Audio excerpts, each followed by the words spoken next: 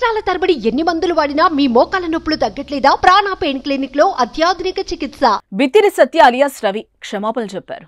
ఈ మేరకు సోషల్ మీడియాలో ఓ వీడియోను విడుదల చేశారు.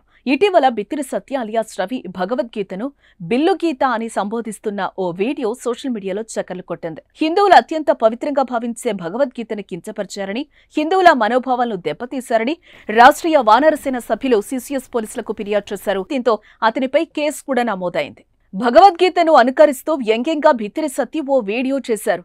అందులో భగవద్గీతను బిల్లు గీత అంటూ చేసిన పాత వీడియో ఒకటి సోషల్ మీడియాలో వైరల్ అయింది. దీనిపై నెటిజన్లు మండిపడ్డారు.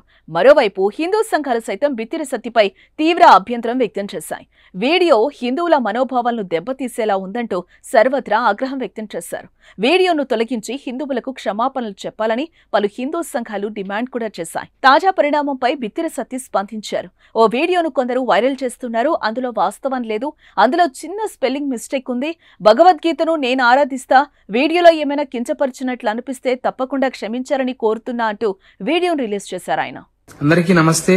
నేను రవికుమార్ కావలి, మీ బిత్తిరి సత్తి. అయితే ఈ మధ్యన ఒక వీడియో వైరల్ చేస్తున్నారు. సో అందులో వాస్తవం ఏమీ లేదు.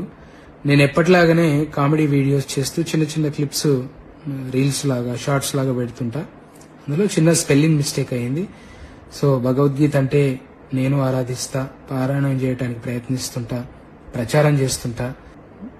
నా అభిమానులు, శ్రేయోభిలాషులు, నన్ను ప్రేమించేటోళ్ళు, నా బంధుమిత్రులు నిజంగా అది కించపరిచినట్టు అనిపిస్తే తప్పకుండా క్షమించమని అడుగుతున్నా.